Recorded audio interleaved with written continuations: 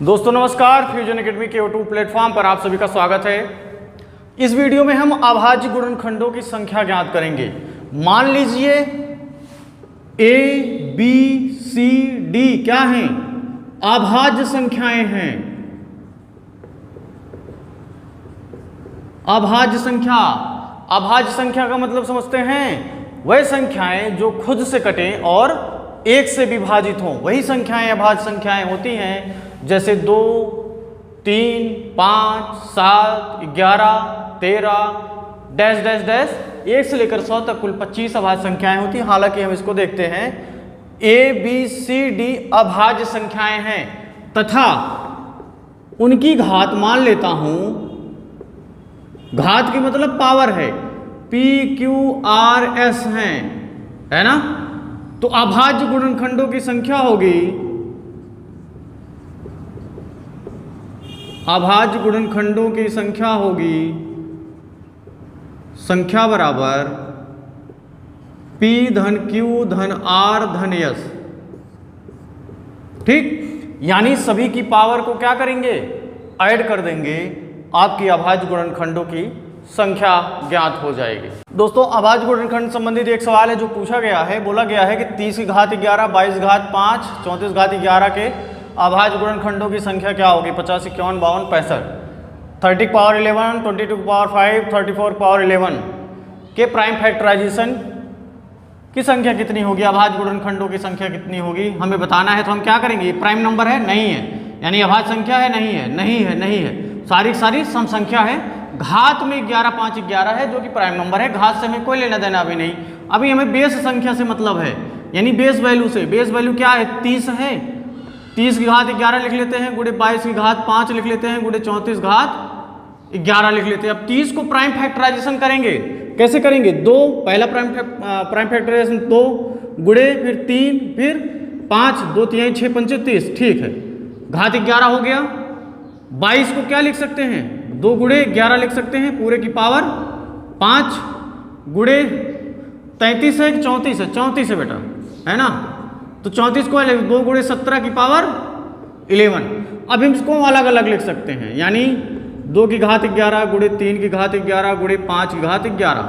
यहाँ पे 2 की घात 5 गुणे 11 की घात 5, यहाँ पे गुणे 2 की घात 11 गुणे 17 की घात 11, है ना।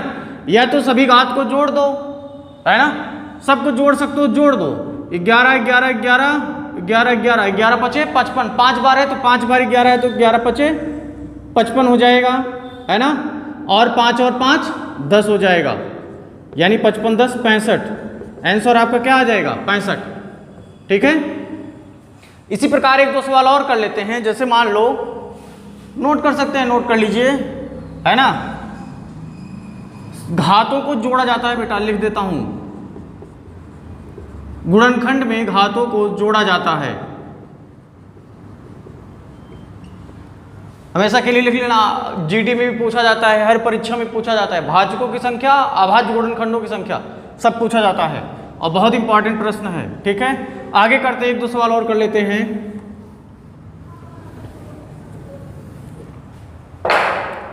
सपोज करो 125 की घात 5 लिखा है गुणे 343 की घात 7 लिखा है गुणे 729 की घात 3 लिखा है। ठीक, सारे के सारे नंबर, कोई विषम संख्या है तो कोई कुछ नंबर, सारी की सारी विषम संख्याएं ही है, क्या कोई कुछ। प्राइम फैक्टराइजेशन करिए, 2 से कटेगा, 3 से कटेगा, नहीं कटेगा तो क्या करें, 5 से काटेंगे तो 5 गुणे 5 गुणे 5 लिख सकते हैं, पावर 5 हो जाएगी। गुणे इसको क्या लिख सकते हैं, 7 गुणे 7 गुणे 7, यानी 7 गुणे 7 गुणे 7, यानी 7 के सारे क्यूब हैं, है ना। फिर ये क्या होगा, 9, और यानी 3 गुणे 3 त्रिक 9 त्रिक 27 तिया 81, 81 तिया 243, 243 तिया 729। ठीक है, यानी 3 गुणे 3 गुणे 3 6 बार होना चाहिए। ठीक है, पावर 3।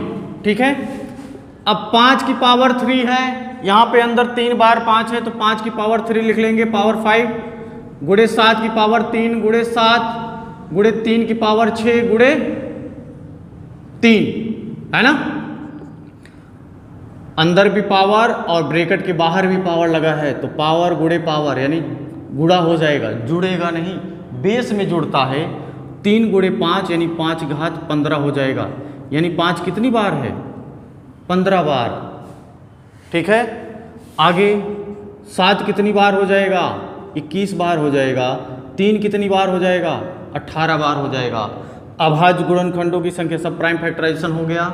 अभाज्य गुणनखंडों की संख्या क्या होगी, घातों को जोड़ लो, 15 धन 21 धन 18, यानी 8 1 9 5 14, 2 1 3 1 4 1 5, 54 होगा। अभाज्य गुणनखंडों की संख्या क्या होगी, 54। यही आपका आंसर बन जाएगा। ऐसे ही बहुत सारे सवाल हैं, जैसे मान लेता हूं, इधर कर देते हैं,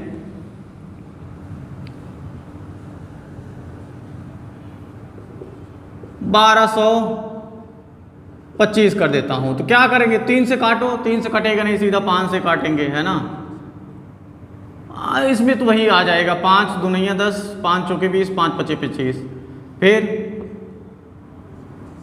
5 चौके 20, 5 9 45, फिर 7 7 7 49, फिर 7, फिर 7, है ना। यहाँ पे 5 घात 2 गुणे 7 की घात 2 बनेगा, यानी 2 और 2 4। अभाज्य गुणनखंडों की संख्या 4।